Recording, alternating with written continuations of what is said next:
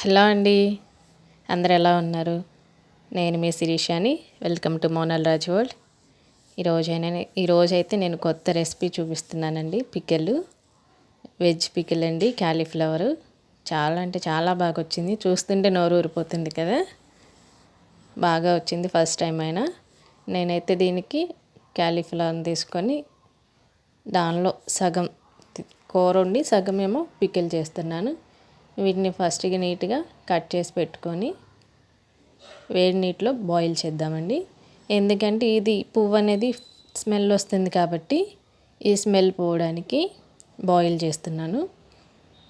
దీనిలోనే సాల్ట్ కూడా వేసి మనం ఉడికించుకుంటే 2 మినిట్స్, ఎక్కువసేపు అవసరం లేదండి.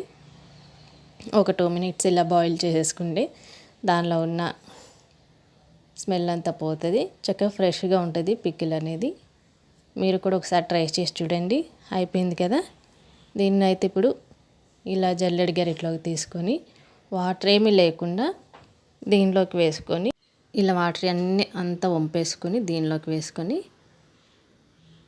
కాటన్ క్లాత్లో కానీ ఎండలో కానీ పెట్టుకుంటే ఈ తడంతా పోతుందండి. నేనైతే ఎండ ఉంది కాబట్టి ఎండలో ఒక అరగంట పెట్టాను. వాటర్ అంతా పోయింది.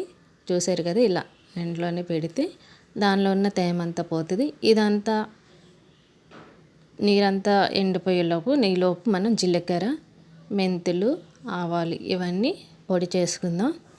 ఎవరైతే మన ఛానల్ని ఫస్ట్ టైం చూస్తున్నారో ప్లీజ్ సబ్స్క్రైబ్ చేయండి ఫ్రెండ్స్.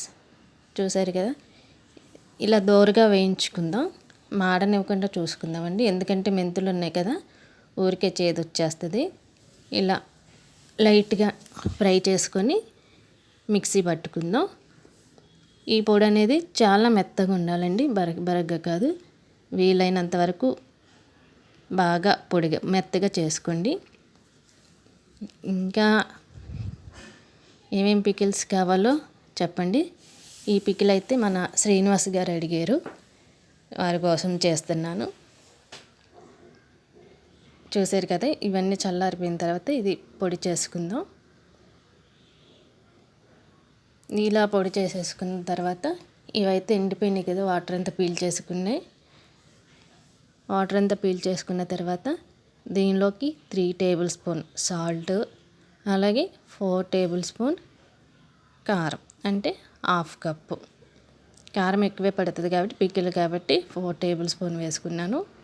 అలాగే మనం పెట్టుకున్న మెంతిపిండి, ఆవపిండి, జీలకర్ర, ఈ పొడిని అంతా వేసేసుకొని మిక్స్ చేసేసుకుందాం ఈ ముక్కలకు పట్టేటట్టు. అలాగే 1/2 టీ స్పూన్ పసుపు కూడా యాడ్ చేసుకుని చూసారు కదా, ఇలా మిక్స్ చేసేసుకుందాం. ఈలో మనం తాలింపు పెట్టుకుందామండి.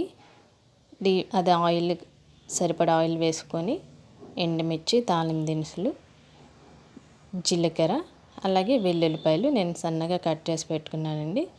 లాస్ట్లో కరివేపాకు. ఈ తాలింపు అనేది మాడకుండా చూసుకుందామండి. ఎందుకంటే ఈ తాలింపు కూడా మాడితే చేదొచ్చేస్తుంది కాబట్టి. చాలా సింపుల్ రెసిపీ అండి, చాలా బాగుంటుంది. 4 రోజుల పాటు ఉంటుంది, నిల్వ ఉంటుంది చక్కగా. ఎప్పుడన్నా కర్రీ ఏమి లేనప్పుడు చక్కగా ఇలా చేసుకొని తింటే బాగుంటుంది. ఇప్పుడు సీజన్ కాబట్టి, క్యాలీఫ్లవర్ సీజన్ కాబట్టి ఎక్కువ వస్తాయి కాబట్టి మనం ఎక్కువ పట్టుకోవచ్చు. నేనైతే తక్కువే పట్టాను, మళ్ళీ పట్టుకోవచ్చని. ఎవరికైనా కావాలంటే కూడా చెప్పొచ్చు, పడతాను పికిల్స్. ఇలా తాలింపు అనేది అయిపోయింది కదా, ఈ తాలింపు పూర్తిగా చల్లారనివ్వాలండి. లాస్ట్లో అయితే కొంచెం ఇంగువ కూడా వేస్తున్నాను. ఈ తాలింపు పూర్తిగా చల్లారిన తర్వాతే దీనిలోకి యాడ్ చేయాలి. తర్వాత నేను ఒక 3 నిమ్మకాయలు రసం పిండుకున్నాను. అది కూడా ఇది పూర్తిగా చల్లారిన తర్వాతే నిమ్మకాయ రసం అనేది యాడ్ చేయాలి. ఎందుకంటే చేదు వచ్చేస్తుందండి, గుర్తుపెట్టుకోండి. చూసారు కదా, ఈ నిమ్మకాయ యాడ్ చేసిన తర్వాత టేస్ట్ అనేది, స్మెల్ అనేది చక్కగా వచ్చింది. ఇలా ఊరిన తర్వాత తింటే చాలా బాగుంటుంది. Thank you so much.